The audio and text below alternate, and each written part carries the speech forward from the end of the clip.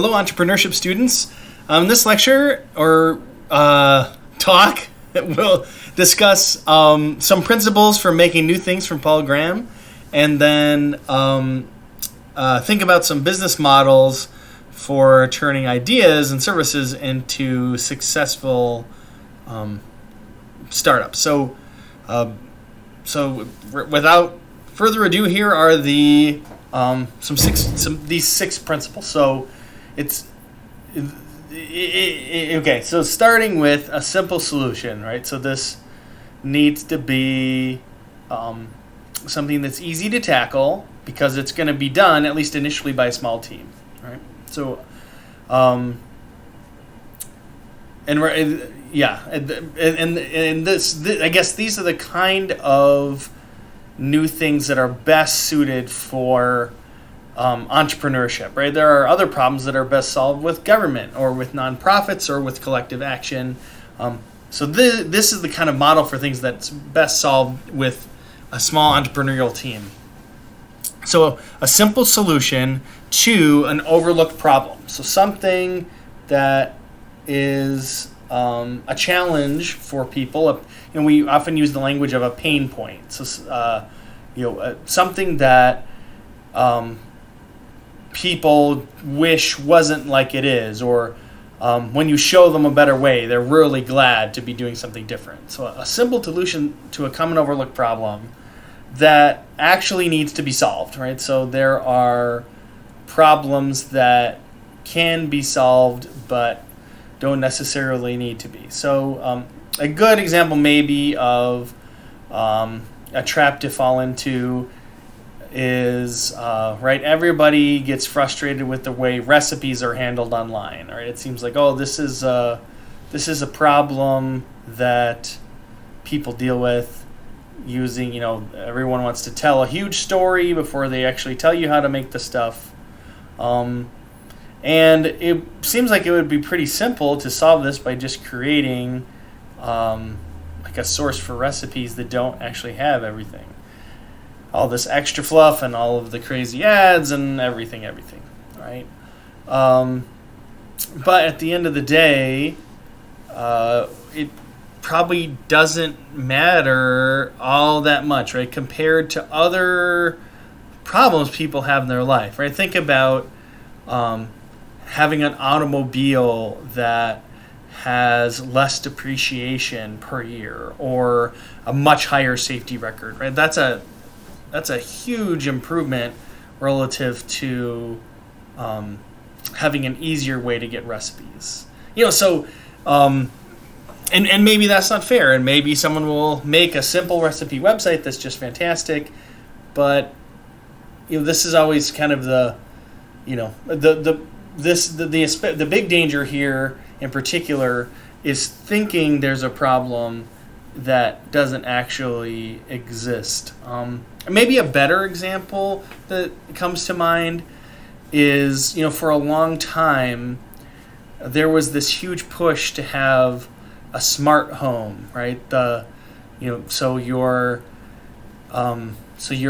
game system will be connected up with the audio system in the house, which is connected up to the lights. And then there was this grand idea that, we can, when it's time to watch a movie, we can ask for the movie to start and have it dim the lights and have it adjust the volume on the television.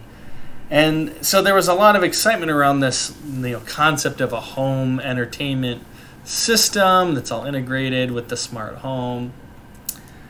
But if you're really thinking about the problems that whole setup is solving, the problem it's solving is that when you want to watch a movie, you have to turn the lights off, or maybe even dim the lights to the right dimmer level, and you have to, change the volume on these are things that people have done almost effortlessly for a long time. So having that integrated doesn't end up really being all that valuable to anybody. Now, I have good friends whose shades automatically adjust depending on when the sun is setting, and that's maybe a little more practical. It's kind of cool, But, we're perfectly capable of changing the volume on our televisions without having an integrated software system. And in fact, it probably often makes it worse. So actually need to be solved is big here. And this is maybe interesting. So deliver them as informally as possible. So what is the version of this thing that will just do, what can we solve the problem and nothing else in the easiest possible way? And the reason that's important is it's achievable, right? If we're trying to, do the final version of things, it can be very overwhelming and expensive and possibly misguided too. So having an informal version that can solve the problem makes iterating through failure a lot faster and cheaper. And so we want to solve it informally using a crude version 1, so the sort of the minimum viable thing that will work, and then iterating rapidly. So and I think a good example of this is in the early days of Dropbox. So when Dropbox first started, sharing files is still pretty obnoxious, right? But back when Dropbox got started, it was really, really terrible. I mean, people were, you'd have like zip disks and that were, $100, and you had to pass around physical media because the, file sharing over the internet existed. You could use an FTP protocol, but it really was sort of like, something that you needed to be a pretty big power user to like do practically. And so there's basically this problem, right? I want to be able to share files, and I want to be able, and even less than that, I want to be able to share files with myself, right? So Dropbox in its original incarnation was a folder that syncs. And that's it. It was just literally one folder, and you just knew if you had your 3 or 4 computers that one folder would look the same across the computers. There was no web interface for looking at your history of files. Like reverting changes wasn't. I mean, you could do it, but it wasn't just like naturally part of the thing. There wasn't like an enterprise solution for managing teams. It was just literally a folder that syncs. But it was such a revelation at the time that it just had huge uptake because it was so nice to have a folder that syncs. And in fact, I think in some ways the modern flagship Dropbox product has lost some of the value of the simplicity of the original design. Right now you can declare which folders are folders that sync and which ones aren't, and you can have share permissions for different folders for different people, and it all of that complexity has made the original value proposition actually not quite as good. So this is the kind of thing we're talking about. A simple problem with a simple solution that can be have a very crude version 1 that gets polished from there. So let's think about a problem. So just this is personally, right? I love pizza. We eat it all the time. It's great family food, but I hate waiting for pizza. So there's a natural, right, thing. Well, why don't you just get delivery? And right, that's true, but there's challenges with that, right? You have to pay a delivery fee, you have to tip the driver, you do still have to wait a little while. So I mean that's not fast. So what do we think? So here's a simple solution to that problem maybe. So what about Subway for pizza? So this is the Neapolitan style. So maybe you've seen these. They're smaller and they have like a little bit of black char on them. And the idea is, you cook them really hot. It's like 800 degrees, and they cook for less than 2 minutes. So, they get a nice char on them. The cheese, it gets that nice look to it like you expect really quickly. So, with those kind of short cooking times, you could literally just ask people for the toppings they want, and you cook it and then hand it to them, right? So how could we deliver this as informally as possible in a very crude version 1? So go ahead and pause the video and think about this. What does Subway for pizza look like as informally as possible in a crude version 1? Okay, well, hopefully you took a couple notes here with some ideas. Actually, I'd be really interested to hear what some of your solutions were that you wrote. So yeah, if you have one that you're proud of or think was clever, you can. I'd love to hear it in an email. That'd be really fun to start that conversation. But so for me, I think when I think about Subway for pizza, I would love to operate that as a food truck, right? Or even, they have these ghost kitchens, or you can rent space in commercial kitchens, so that way you don't have, and this exists in La Crosse, right? They have, we have an incubator that has commercial kitchens, a commercial kitchen available for rent. I mean, you're competing with other local food businesses, but that would reduce a lot of the upfront overhead. Anyway, so and then maybe think about does this is this could this be delivery, or maybe we could have, be at certain places, or so something short of a brick and mortar location, because that is probably a good place to go with this idea.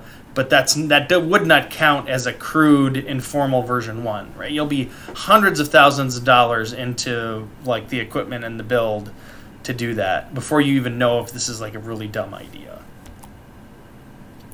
So, so we can imagine running a full process, starting with a problem and going through it together. So. So this is a quote, right? In particular, you don't need a brilliant idea to start a startup around. The way a startup makes money is to offer people better technology than they have now. But often what people have is so bad, or it doesn't matter. It doesn't take brilliance to do better. And we think about the right. Again, I mentioned this before. Walmart, we wouldn't necessarily consider Walmart brilliant, and it's not dramatically different than Montgomery Ward.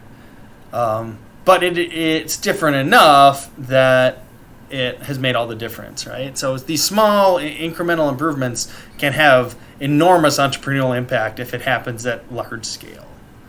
And this is generally true in Paul Graham's experience with entrepreneurship, is that it's not the ideas as much. We sort of have.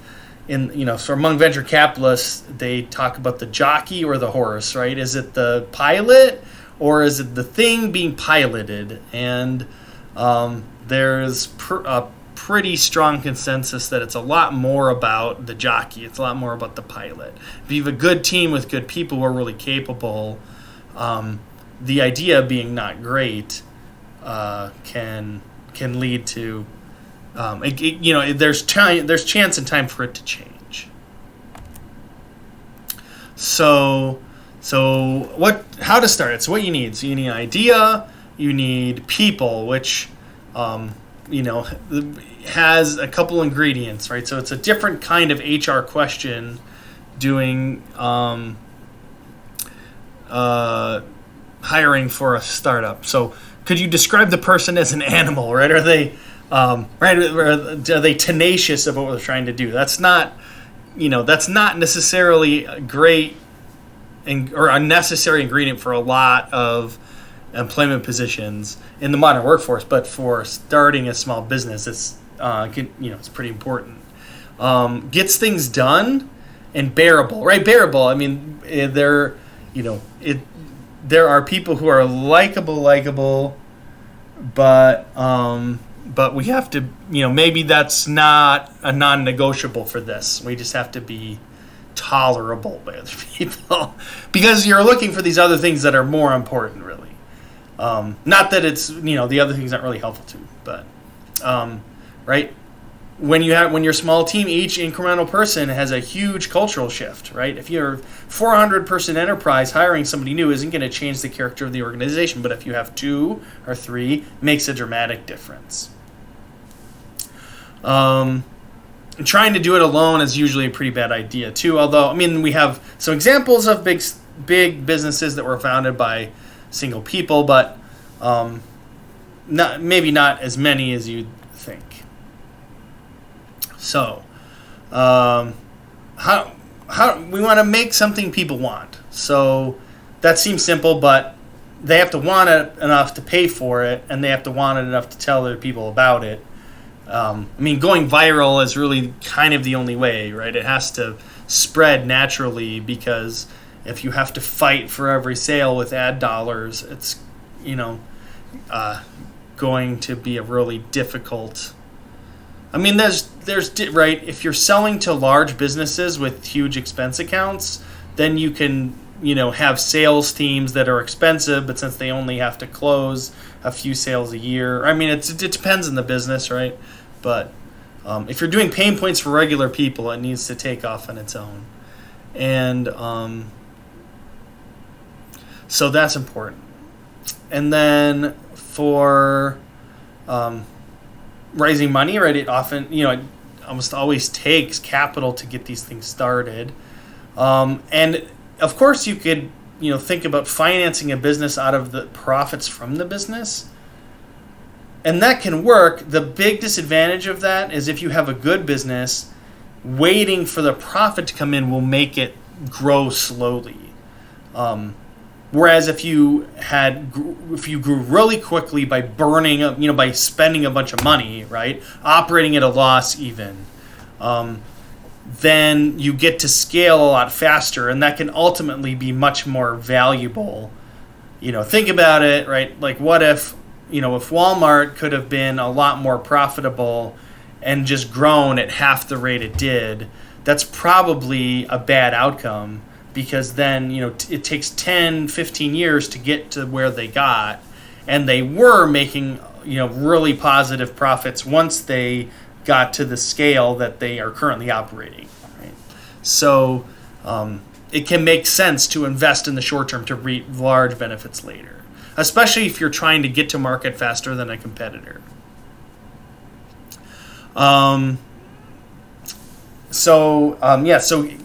Raising money is distracting, so it's good to do it once for a long time and to get more than is needed at the time and then use it strategically. So you're not every time you go back to raise money, it's distracting for a startup. But you'd rather have the money and then use it in smart strategic ways. Growing too fast can be a problem too if it requires a bunch of money and locks you into something that wasn't quite right, wasn't completed. An example would be, Justin TV. It was a company that focused on 24/7 live streaming of people through cellular networks. This is, we don't even think about this now. This happens all the time, right? People, do Facebook Live, or they go live on TikTok, and this is just something people do on their phones. But there was a time when you needed a team of software engineers, a backpack with some pretty heavy batteries, and 4 separate cell phone cards that were stitched together in software to be able to wander around San Francisco and just talk to people on the street live. And so the company that did that was live streaming, but they live streamed one person, and that person didn't end up being all that interesting, and so the product kind of floundered until and anybody with kids and maybe even some of us adults will realize the true golden content for live doing things for family friendly audiences is probably Minecraft or video games generally, right? That watching other people play video games is now part of the everyday fabric of childhood in America.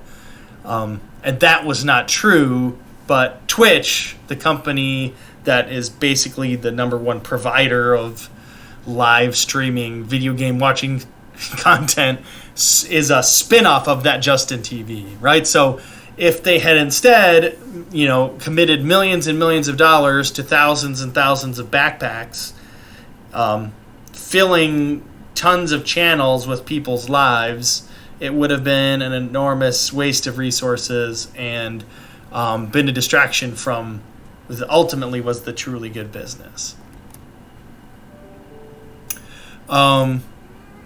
So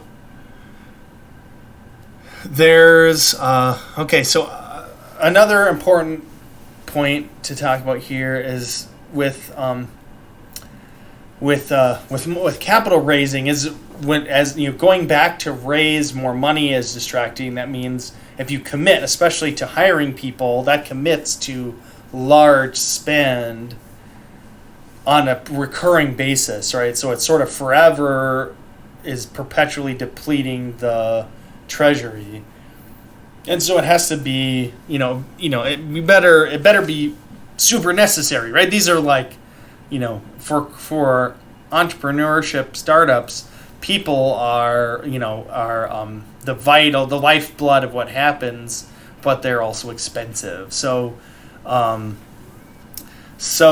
and also the bigger the operation, the more it requires a bureaucracy to administer, and that sort of brings in, by default, a bunch of inflexibility, which can be a huge problem. So kind of the number one rule with raising money is don't spend it unless you have to, and think really carefully about what you have to do, especially when it comes to hiring people. So this is an entrepreneur example. So this is Justin Kahn. He is the Justin and Justin TV. So he live streamed his life 24/7, and but some of the funding that basically the startup money for doing Justin TV came from, they did an online calendar before Google Calendar. It was Kiko.com was pretty slick. But then Google came out with Google Calendar, and everybody just used that. So they, sold their calendar on eBay and moved on to something else. And so they had, a lot of traffic, right? Millions of people visiting the site. And now, Twitch is a multi-billion-dollar business at this point. So it started small, but ended up big, big, big. All right, so that's good principles for getting it started. So how do we not kill it? So this is also, again, from Paul Graham. So mistakes that kill startups. Again, this is his very opinionated list, but this, we're talking to someone who's done this and then has spent a good chunk of his life mentoring people through this process. So first, single founder. It's and he has in his essays would say that's at least partly because it's lonely and you don't have someone to counteract your weaknesses, right? That there are having a team is a lot better for many reasons when you're thinking about starting something new. A filter, right? So I have lots of ideas, but having someone to say, well, here's why this is amazing, or here's why this is not good. Bad location. So this is going to be, this is again very opinionated, but right, if you're trying to start a true startup, one that is like an entrepreneurial activity that we're hoping to change the world, if you're not in San Francisco, Boston, Seattle, Austin, Denver, Miami, that's sort of new, and New York, you're probably just making your life a lot harder. So and right now we live in a virtual world, and so maybe this is not quite as significant, but right, think about raising money. If you want to raise money, it's a lot easier if you can have a whole bunch of meetings with venture capitalists that all live on the same road. They're all, if they're all on Sand Hill Road in Palo Alto, you could, just go, set up appointments and shop around. But if you're in La Crosse, Wisconsin, then you can talk to Nessna Ventures, and hopefully you're doing, something agricultural related, right? And that's kind of like the menu. Or you go to Madison and talk to the Angels Group. It's just not really part of the fabric and culture of our Midwestern world at the moment.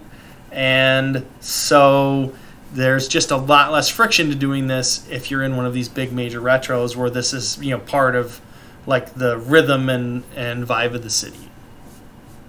So starting in a bad place is a mistake.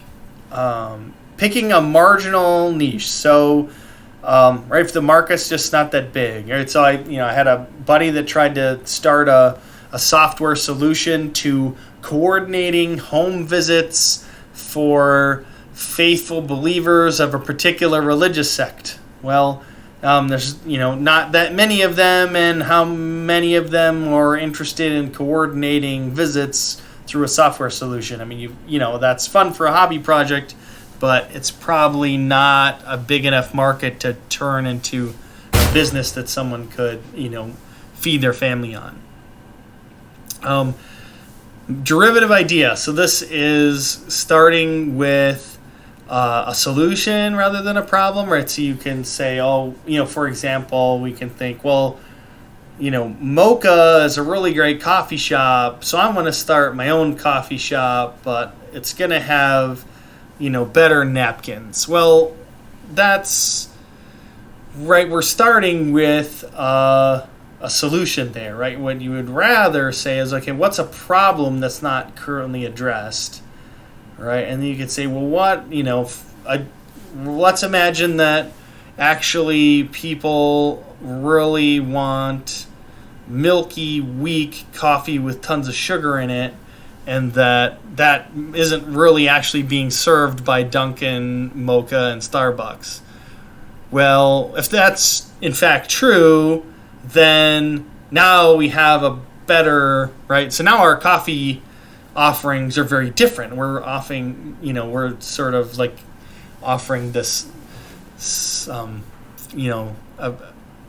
much different product than, a Starbucks where you walk in and smell the roasting beans instead of smelling, caramel and whipped cream.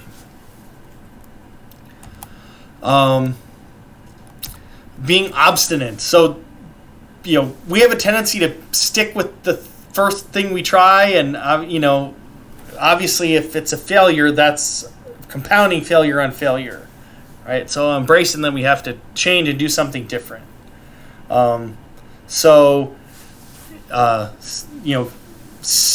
Maybe sticking with the initial idea way past when you should means then you launch too slow, which is a separate one. Or you can also launch too early if it wasn't truly a minimum viable product, like it didn't actually address the problem. Then you could poison the well, right? It could be I just wasted a bunch of money launching something that didn't need to be launched, that then makes people less eager to do it in the future. So a mistake that could kill a business is having no specific customer in mind. So this is closely connected to the problem, but if we don't know who we're selling to, how do we know who to talk to get them to want it? And so it's easy to know if, right, the easiest way to know if you have a customer is to know if you would want it, right? If you say, oh man, so I mean, this is kind of like a silly example, but I am not, I don't drink for religious reasons. I'm not a consumer of alcohol, and so that sort of means culturally I'm self-excluded from lacrosse bar culture. But right, I know from having people that I'm good friends with that, right, I mean, especially there's a lot of social sort of fun stuff that comes with being with good friends at a bar at night. So, and right, a lot of there's like social interactions that are bar centered in Wisconsin. And so, right, I would love to have a location that has like kind of the easygoing, like, I don't know, the sort of the social crucible of a bar atmosphere, but without centered on alcohol. Now, I don't know, it would have to be centered on something else. I don't know what that is, but if I figured it out, I can imagine trying to sell to myself.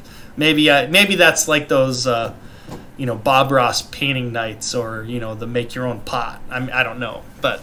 I have to think about that. But right, at least in that case, I would say, well, I would love to have like the Third Street experience without the the hangover or the right.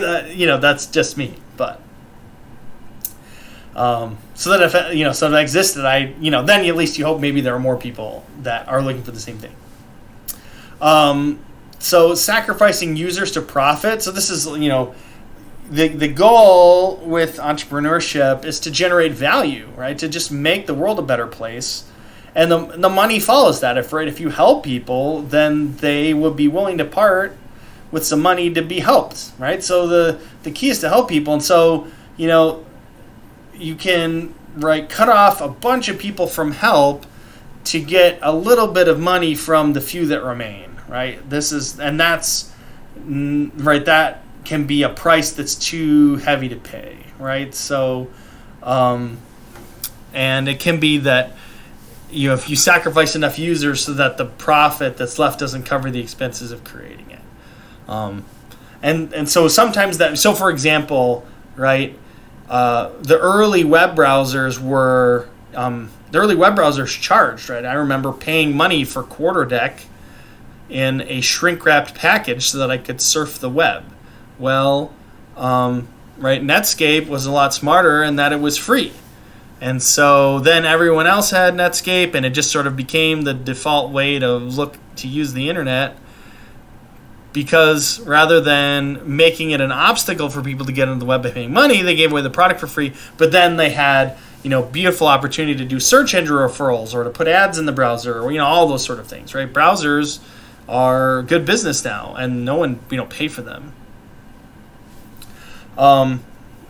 So not wanting to get your hands dirty. So this is, especially, right, for a small enterprise, it can mean doing things in a horribly manual way you would never do at scale, right? So, so let's imagine that I want to launch, my Subway pizza, right? It really doesn't work to go to Quick Trip and buy wood from the little wood place and then take it to, my pizza oven that I have somewhere and cook some pizzas myself and then go door to door and see if anybody wants pizza, right? That's horrible. I mean, your profit margins in that are like hundreds and hundreds of negative dollars per pizza.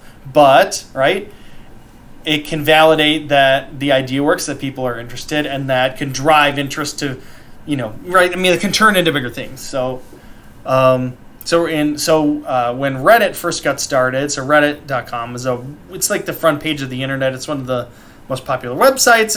I think it tends to run younger an audience, but when those founders first started, they created a bunch of accounts for themselves and then commented on each other's posts. So if you went to Reddit in the early days, it looked like there was a ton of people interacting with things and voting on things.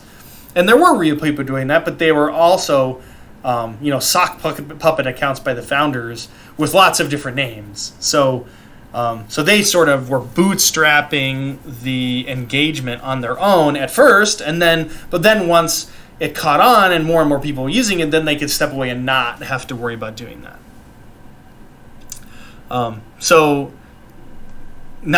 Not wanting to get your hands dirty would prevent you from doing any of those things, those early things to get things started. Fights between founders are a huge thing that can kill entrepreneurship. Right? Again, if you aren't solo, it means you're working with a team, and if the team is fighting, and if they're fighting over something they co-own and decide to break up, it's fatal, right? It's death. So that's why people who know each other and know they work well together, that's usually a good way to start. Making a half-hearted effort. So there's the example of example of Cortez scuttling the ships. Like we need to conquer, or we're never going to get home. Committing. So in entrepreneurial context, that often means quitting a day job, right? So then you need to make your entrepreneurship succeed, or you have horrible consequences, right? That's not necessarily required, but it's certainly going to add a bunch of motivation, right? So, all right. So let's think for yourself for a minute. Does Subway pizza look like it would make any of these mistakes. So I'll go back and think. Single founder, bad location, marginal niche, derivative idea, obstinacy, launching too slowly, launching too early, having no specific customer in mind, sacrificing users. What do you think? It's good. I'll pause and then take some notes and then we'll talk. Okay, well, probably, right? Probably single founder. I mean, I haven't described a teammate, but I think you could definitely find one. Bad location. I'm not sure that's necessarily a huge critique for this one because there's no reason why it couldn't be in a different place later. But I guess it definitely, if it starts in La Crosse, it's not one of those big metros. So that's going to be, that's a ding, right? That makes it harder. Right? Marginal niche, not a problem. Right? Pizza is huge, right? Pizza's huge. So that's okay. Derivative idea, I don't think so, right? I mean, obviously there's lots of pizza places, but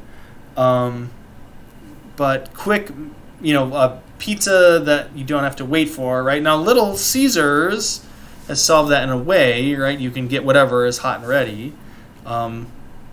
So that's maybe a question. Obviously it's not launched, so that's sort of like not applicable. Maybe it's a little bit guilty of having no specific customer in mind. Like, again, so I'm a customer. I would love to go to a Neapolitan pizza place that's like Subway, but yeah, who really is shopping there? I mean, is it families with kids? Is it college students? I mean, who is really doing that? I mean, Subway themselves did pizza for a while and have since backed away. So maybe the idea itself isn't quite as good as it appears to be. But yeah. Right, so these are all maybe could be issues with that. All right, so I mentioned this briefly before, but the base principle of like entrepreneurship, but also the moral case behind it is that really you're just striving to create value for people, right? And that could be something you do for free, right? So if I could go to a subway station and sing beautiful opera and not put my hat out, right? And I just do it, and people are blessed with beautiful music, and we go on with life, right? So value has gone up if, assuming that I'm actually not a terrible opera performer and ruin people's day. Right? So that's kind of, like, the value gets created when I stand in the subway and sing.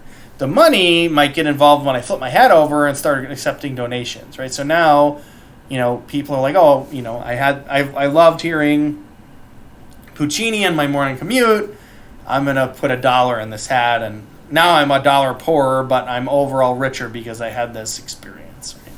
So, in general, if we think about entrepreneurial businesses, the first thing is to create the value, and then separately. Come up with a reasonable and hopefully not too damaging way to turn the value into money. There's a pretty significant experiment where they asked people to sort of try to figure out. They offered people real money to delete their Facebook, and they had some credible way to make sure it actually you didn't have access to it, and I mean it was real. And they were asking people how much they would need to pay to make it go away. And then I think the people who offered the smallest amount, so some of the people in the very low end actually got paid. But for many people it was in the in like $1,000 range. I think it wasn't even permanently. It was just for a year of access or something, right? So Facebook is creating a ton of value for people, right? At least perceived value that people perceive that they're having Facebook has a lot of value to them. But right, Facebook doesn't charge $100 a year to have access to Facebook, right? They could, but they don't. They just provide that value sort of for free, right? So how does Facebook turn the value they're creating, over $1,000 per person on average, into money? Well, right, they run highly targeted advertisements, right? They know a lot about you. They can sell all that information to advertisers, and so your Facebook ads are very heavily targeted just for you, and so that's a lot more valuable than just like say a 5 o'clock ABC TV spot, right, where you're just blasting all of America, right? If I'm trying to sell a niche product, I'm going to just be pitching people who are likely to be interested. Right? So Facebook is creating turning some of the value into wealth by using the data they're generating on their users in value creating ways for other businesses. And so, right, but there's lots and lots of different ways to do that. So in general, when we think about turning the value created into money, that's the business model, right? So we have businesses and we have business models, and they're different, right? Me singing opera could be a business. I'm not actually good, by the way, but the business model would be, soliciting donations, and that's very, and it's different. A different version is I stop singing unless people are paying enough money, right? That probably will work less well than just singing, but it would be a business model that might work. So thinking and reasoning through how to turn the value created by businesses into money is an important part of the entrepreneurial process. So I did this in like a super tiny way. So I wrote a children's book. It's called Monkey and Rhino's Clever Idea, Economics for Toddlers, Volume 1, The Law of Comparative Advantage. The title is obscenely long for a reason. It's silly. The whole thing is an exercise in being a little ridiculous. It has references. It's beautifully illustrated, and you can buy it on Kindle for 99 cents. And the idea was, this is back when I very first taught this class, was what's the smallest possible business I can launch from start to finish for entrepreneurship. So that's what I did. So I actually had an advertising campaign. I ran ads on specific targeted keywords on Google searches. I think it was like economics for kids. I think was one phrase I did. I worked through AdWords to find searches that I thought would work well. And at the end of the day, I have, collected, over $12 in royalties from selling this book. And many of them from Australia. I think it was got a $5 check from Australia. So who knows why, but there it is. So that's just a minimum viable product. So you can imagine actually the more fleshed out version would be a whole K-12 curriculum around economics, compliant with state educational standards, with the specific standards listed, and then marketing the curriculum materials to the particular locations that need it. Right, that's a whole thing. I didn't do that. I self-published an illustrated book on Amazon, and to get the ball rolling. So, and that's probably an example of this is not actually a minimum viable product. It doesn't really address the problem of helping kids understand economics. It just is a cute book, but we can at least. It was an example of trying to do this in a way that, we could then talk about together as a very small business. So this was a different entrepreneurial activity that there was.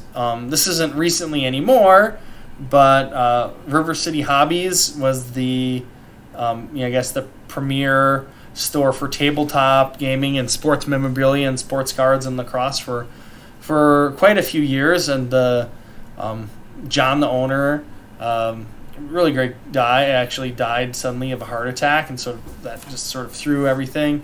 If you go downtown La Crosse today, you will see River City is a thriving store. It was, the intellectual property and some of the assets of the original incarnation were purchased by a team. I don't know those owners personally, but they've obviously done well. They started in a small storefront and have since expanded.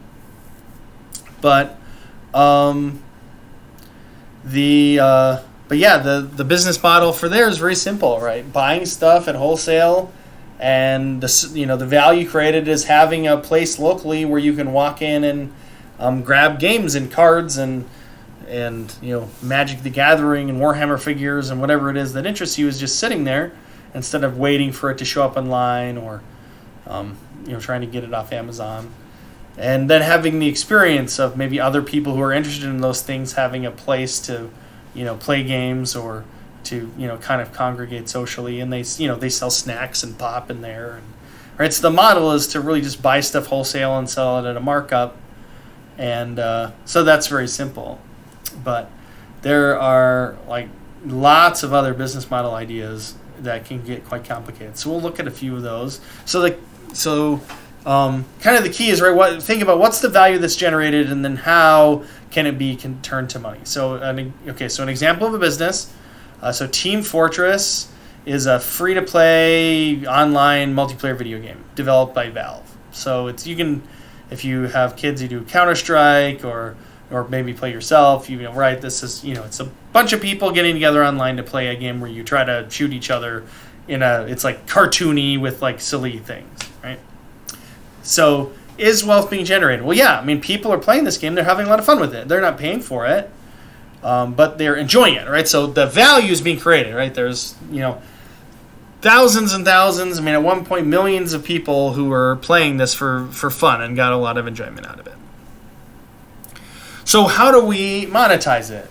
So just think about this for a minute. Let's think. So pause, think about how you would, again, right, we've created a bunch of value. People are getting benefit out of this. How do we turn that value into money? Okay, so one obvious way to do it is to just sell the game, right? Say, well, you can't play unless you pay $30, and then forever you can play this game because you own the game. That's not the route they went, but this is a common route for a lot of digital entertainment, right? If you want to watch a movie, you can buy the Blu-ray, and then whenever you want to watch it, you can watch it, right? So an upfront large cost to have some unknown amount of enjoyment later, right? So that's one route. So the other things we see, like you see this a lot in mobile games, right? So maybe you get to play for a while, but then your guy gets tired, and you can buy gems, which lets you refresh your energy and let you play, right, more, right? So you see this a lot in these mobile phone games, right, where the first 10 minutes a day is free, and then after that you have to pay. You can pay to win more, right? So this is the Candy Crush situation, right, where it's like, oh, you're struggling with the level, you want to beat that puzzle level, but you can't beat it. If you pay $2, we'll give you this extra special super candy that will let you destroy more things, and then maybe you'll get past that really difficult level. Or pay to show off, right? Maybe there's a big community of people all playing this game. Maybe I just want to look cool in front of the other people playing it online. So, yep. This is even wackier. So at the end of the day, it was pay other players for things to show off and take a cut, right? So there was a workshop where people could create their own hats and mustaches and whatever silly things to put on their virtual avatar, and then they ran a marketplace for these things, and then and this is right, and right, these online marketplaces have really taken on a life of their own. So Counter-Strike in particular is a similar game, we're multiplayer shooter, right? And there are hats and skins that are worth hundreds, even thousands of dollars, and you can actually use your special little cosmetic improvements to your character to play slots and Keno online. So gambling is illegal if you use money, but if you use silly hats for a video game, then you can target ads to children, and right, it's all this kind of crazy. But yeah, so at the end of the day, it wasn't even make stuff to sell. It was make a marketplace for other people to make stuff to sell, and then they take a cut of those transactions. Right, so they can. This comes from the Board of Innovation. They have basically it's like a like an iconography to describe business models, right? So you can, so we have, in this case, right, we have Steam, which is the parent org that creates the video game, right? And there's nothing happening here.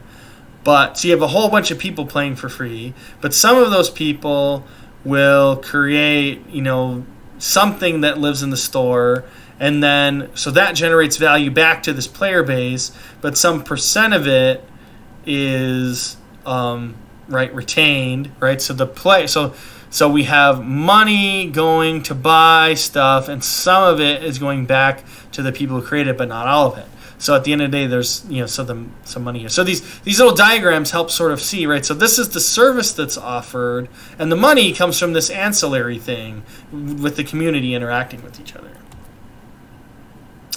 All right. So second example is Waze. Now this is older stuff, but so Waze is a social traffic and navigation app with drivers sharing information real time. Okay.